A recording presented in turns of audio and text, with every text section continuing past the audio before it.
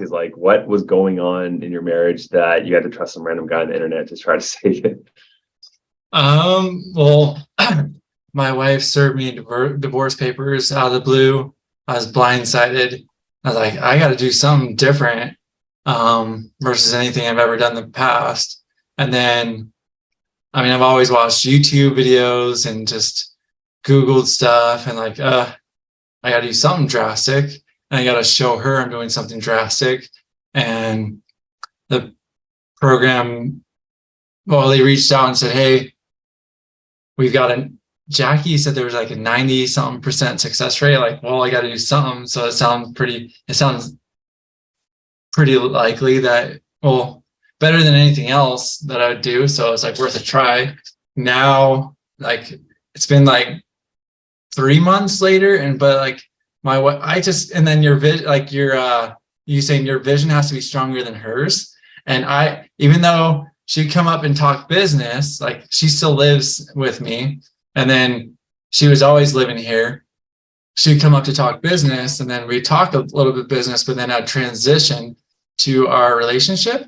And then my vision was always stronger than hers. And I just kept on being persistent. And eventually she opened up and then it was like a flip of a switch. And then now we're back together. That's like 99%. Like she's way lovey-dovey, way happy, and like we're planning stuff. And like we went on a vacation to Disney World and Universal last week, so it's a lot better now. But so, how long ago did you come into the program? It was about almost 2.5 months ago. So luckily, I found you guys like right away. Yeah. So she mentioned separation, you said, or divorce? The word divorce. I was just divorce papers. She didn't mention like it was blind. She gave you the divorce papers. Yeah. And now you guys, you said you're planning a trip, wanting to buy planning trips, buying houses, lovey-dovey.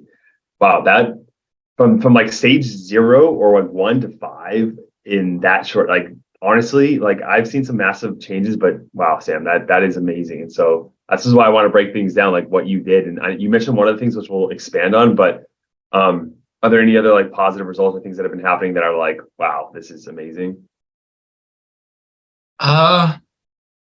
It's amazing. Like I knew she had it in her. She was just worried about being hurt.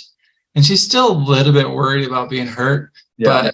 But we're super lovey-dovey. Like we're super good.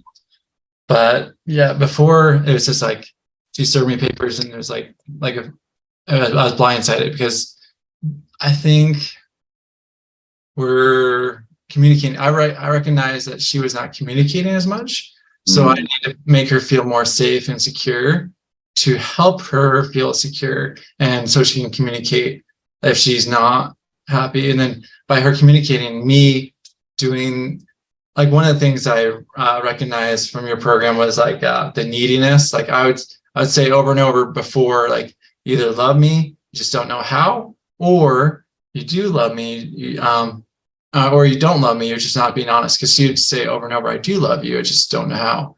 And then, but doing that was being needy, and it pushed her away rather than being magnetic. So a benefit is learning about the female blueprint and like just how females work and like guys, and just learning about ourselves. So learning psychology and all that really helped a lot.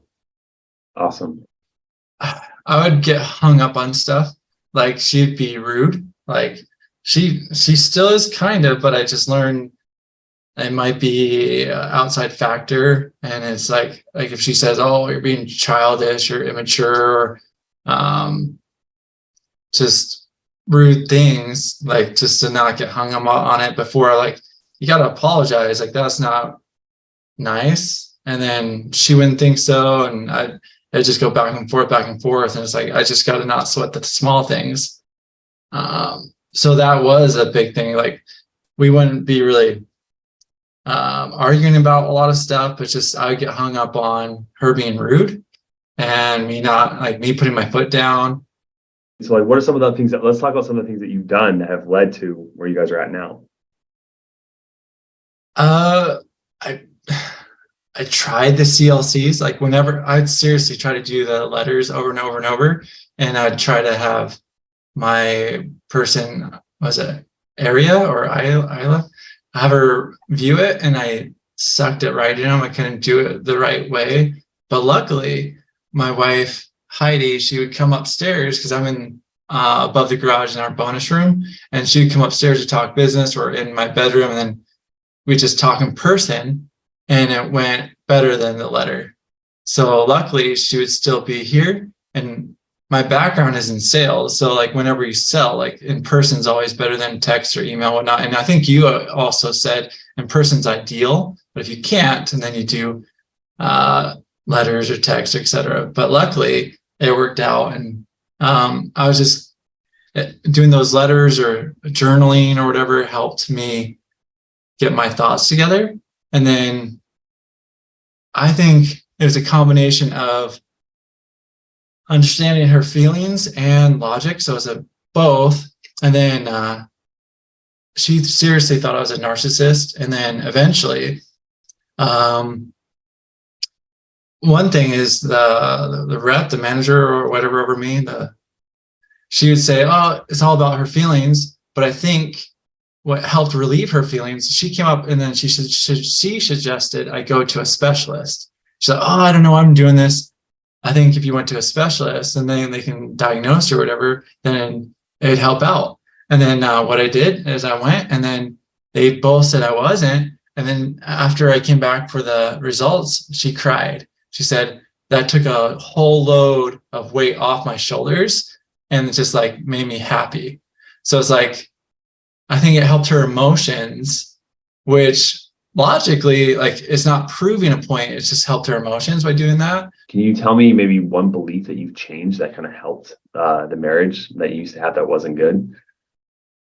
Sure. I don't know if it wasn't good, but it doesn't work for us. So my upbringing with my side of the family and my parents and my siblings for like money or working.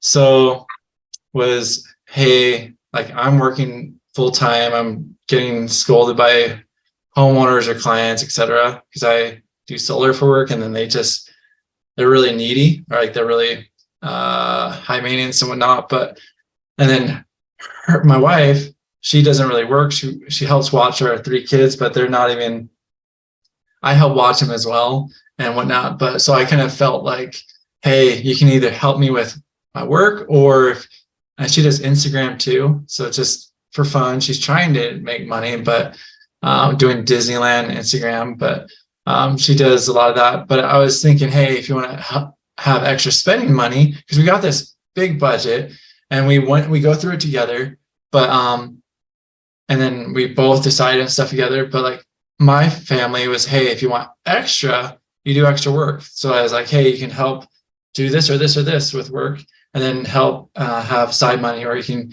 have a part-time job, or etc. But then her parents, and that's how my mom and dad and my siblings were like, hey, my brother, he works full time. If the wife wanted to do extra things, like she would work extra or whatever. But then on her side of the family, it's basically everything is 50-50. Like his is hers and hers is his. It's 100%. One of our issues was spending money, where that was an issue. So I'd identify and pin my belief on her side of the family versus my side of the family. And then it affects it. It wasn't about the money. It was about control or feeling valued, etc. And that was a big hang up. And if I pin my belief on her side of the family, it influences, hey, like the whole cycle. Questions I'd like to ask is, if you could speak to yourself 6 months ago, right? 6 months ago, before even all the, divorce work came up, and you can go back in time and say, like, give yourself some advice. What's some advice you would give yourself 6 months ago? I think focus on yourself versus focusing on her or like my wife. Because I was wanting to feel loved. And then this is something I learned from another counselor as well, because I did your program and another counselor, and they said your expectation of love, like I wanted to feel loved, like that was my main goal, and I thought it meant she had to do this, and like if that's your list, like it's too hard for her to do, and like you're never going to feel loved. She's always going to feel not good enough. So have less expectations, like more realistic expectations, and focus on yourself and your emotions. And yeah, don't be needy, and just don't sweat the small things.